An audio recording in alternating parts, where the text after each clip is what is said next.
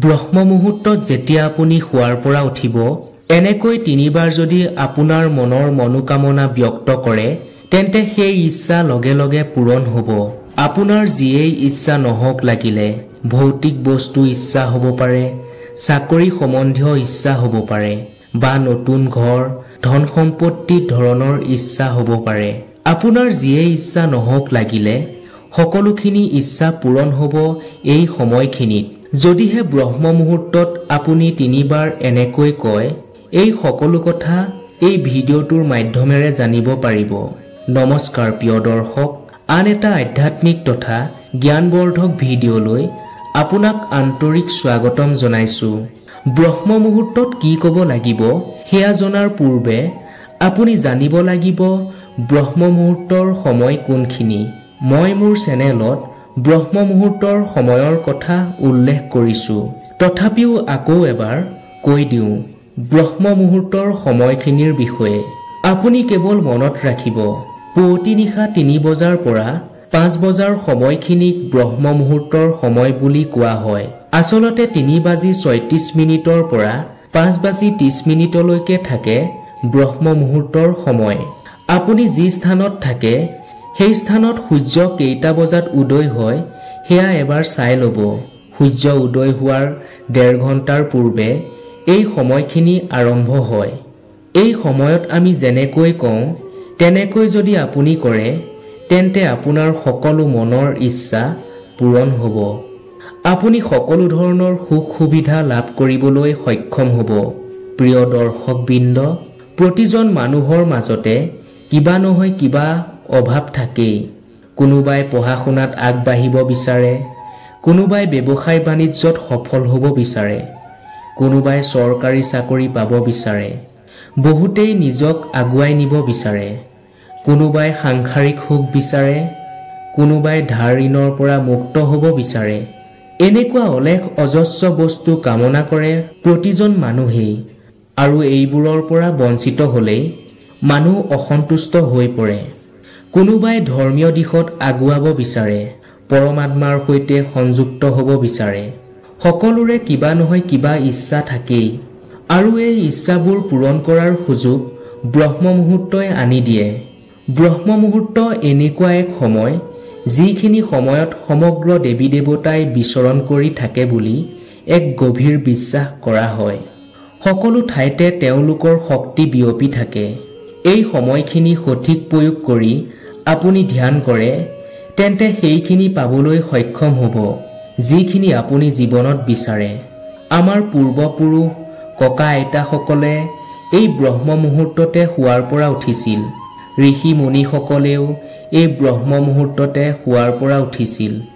তেওঁলোকে জানিছিল এয়া এইখিনি সময় যিখিনি সময়ৰ দ্বাৰা এক মহাশক্তিৰ সৈতে যোগ হ'ব পাৰি। যিকোনো ধৰণৰ শাৰীৰিক, আধ্যাত্মিক, ভৌতিক সকলো দিশতে প্ৰতিটো ইচ্ছা পূৰণ কৰিব পৰা ক্ষমতা থাকে এই সময়খিনিত। যিয়ে এই সময়খিনিত উঠি কিছু নিয়ম মানি চলে তেওঁৱে সকলো ধৰণৰ ফল লাভ কৰিবলৈ সক্ষম হয়। চিকিৎসকে বহু ক্ষেত্ৰত ৰোগ নিৰাময়ৰ বাবে পুৱা সোনকালে উঠিবলৈ কয়।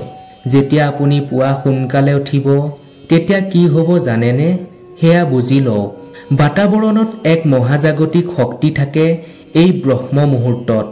যেতিয়া আপুনি সোনকালে উঠিব সেই মহাজাগতিক শক্তি আপুনি অনুভৱ কৰিব, বা সেই শক্তি যেতিয়া অন্তৰত সুমুৱাই ল'ব তেতিয়া বহু বেমাৰ আপোনা আপুনি ঠিক হৈ যাব।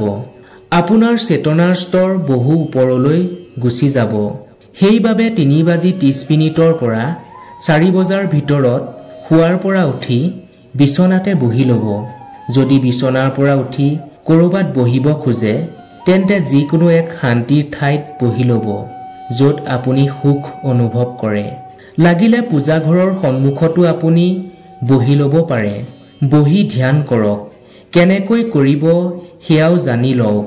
ধ্যান যেনেকৈ কৰিব তেনেকৈ বহিব আৰু অবান্তৰ কোনো চিন্তা মনৰ পৰা দূৰ কৰি খুব শান্তিৰে উশাহ ল'ব আৰু উশাহ এৰি দিব যাতে আপুনি শান্তি অনুভৱ কৰিব পাৰে। তাৰ পাছত নাম জপ কৰিব লাগিব। কি নাম জপ কৰিব লাগিব কেনেকৈ কৰিব লাগিব সেয়াও আপোনাক আজি বুজাই কৈছো। ব্ৰহ্ম মুহূৰ্তৰ সময়খিনিত আপুনি যিকোনো নাম জপ কৰিব পাৰে। আপুনি ওম মন্ত্ৰ জপ কৰিব পাৰে, আপুনি ভগৱান কৃষ্ণৰ নাম ল'ব পাৰে, আপুনি শিৱৰ নাম ল'ব পাৰে। কিন্তু আটাইতকৈ যিটো লাভজনক সেইটো আজি আমি আপোনাক এই ভিডিঅ'টোত ক'ব বিচাৰিছো। আপুনি কেৱল মাত্ৰ এই ভিডিঅ'টোৰ শেষলৈ চাই থাকিব। 15 মিনিট সময়ৰ বাবে ব্ৰহ্ম মুহূৰ্তৰ সময়খিনিত আপুনি ধ্যান কৰাৰ আসনত বহিব, যিটো নামৰ প্ৰতি আপোনাৰ গভীৰ আস্থা আছে। ধৰি ললো মই ৰাম নাম। এই ৰাম নামৰ ওপৰতে আপোনাৰ গভীৰ আস্থা আছে। এতিয়া আপুনি ৰাম নামৰ জপ কেনেকৈ কৰিব সেইটো শুনি লওক। আপুনি কৃষ্ণ কৃষ্ণও ক'ব পাৰে, সেইটো আপোনাৰ লগত কথা। যিটো ভাল লাগে সেইটোৱে কৰিব, যিটোৰ প্ৰতি আপোনাৰ আস্থা আছে সেইটো কৰিব। 15 মিনিট সময় ধ্যানমগ্ন হৈ সেই শক্তি আপোনাৰ ফালে আকৰ্ষণ কৰিবলৈ চেষ্টা কৰিব। সেই শক্তি আপুনি অনুভৱ কৰিব। এবাৰ উশাহ ল'ব, ৰাম নাম জপ কৰিব, আকৌ এৰি দিব, ৰাম নাম জপ কৰিব। এনেকৈ আপুনি 15 মিনিট সময় ধ্যান কৰি ৰাম নাম জপ কৰি সেই মহাজাগতিক শক্তি আপোনাৰ ফালে আকৰ্ষণ কৰি ল'ব। এনেকৈ আপুনি 11 বাৰ জপ কৰিব। এই ৰাম নাম জপ কৰাৰ পিছত আপোনাৰ মাজত এক বিশেষ শক্তি ভিতৰলৈ সোমাই আহিব। আপুনি ভগৱানৰ সৈতে সংযুক্ত হ'ব পাৰে। আপুনি ধ্যানেৰে সেই ৰাম নামৰ মাজলৈ সোমাই যাব। যেতিয়াই আপুনি ৰাম নামৰ মাজলৈ সোমাই যাব আৰু ৰাম নামৰ জপ কৰিব, তেতিয়াই সেই এক বিশেষ শক্তি আপোনাৰ ভিতৰলৈ সোমাই আহিব। আপুনি নিজেই কৰি চাব আৰু ৰিজাল্ট নিশ্চয় পাব। এয়া কোনো অন্ধবিশ্বাস নহয়। যেতিয়াই আপুনি এনেকৈ 15 মিনিট ৰাম নাম জপ কৰিব, প্ৰতিবাৰ উশাহ ভিতৰলৈ লওঁতে আৰু প্ৰতিবাৰ উশাহ এৰি দিওঁতে আপোনাৰ মনৰ ইচ্ছা ব্যক্ত কৰিব। এয়া এনেকুৱা এক পদ্ধতি য'ত আপুনি পৰমাত্মাক আপোনাৰ মনৰ বিষয়ে কৈ আছে। এয়াই আপুনি বৃহৎ মহাজাগতিক শক্তিক আপোনাৰ ভিতৰলৈ টানি আনিব পাৰিব। যেতিয়াই আপুনি বৃহৎ মহাজাগতিক শক্তিক আপোনাৰ ভিতৰলৈ টানি আনিব পাৰিব আৰু আপুনি সেই শক্তিৰ জৰিয়তে মনৰ ইচ্ছা ব্যক্ত কৰিব পাৰিব, তেতিয়া আপোনাৰ মনৰ ইচ্ছা পূৰণ হোৱাটো একেবাৰে স্বাভাৱিক। কিছুমানে এয়া এসপ্তাহ কৰে, কিছুমানে এয়া 21 দিনত ৰিজাল্ট পায়। একেদিনাই যে ৰিজাল্ট পাব সেইটো মই ক'ব নোৱাৰিম, কিন্তু আপুনি ব্ৰহ্ম মুহূৰ্তত এদিন কৰিয়ে আপুনি 100% ৰিজাল্ট পাব।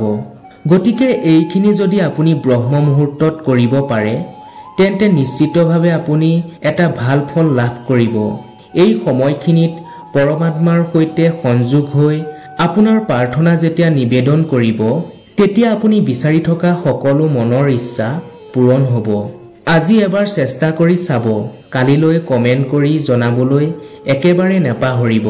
প্ৰিয় দৰ্শক, যদি আজিৰ ভিডিঅ'টো চাই ভাল লাগিল, তেনেহ'লে এটা লাইক কৰি আমাৰ চেনেলটো ছাবস্ক্ৰাইব কৰিবলৈ নাপাহৰিব। আন এটা আধ্যাত্মিক তথা জ্ঞানবৰ্ধক ভিডিঅ'ৰ সৈতে লগ পোৱাৰ প্ৰতিশ্ৰুতিৰে আজিলৈ আপোনাৰ পৰা বিদায় লৈছো। ধন্যবাদ।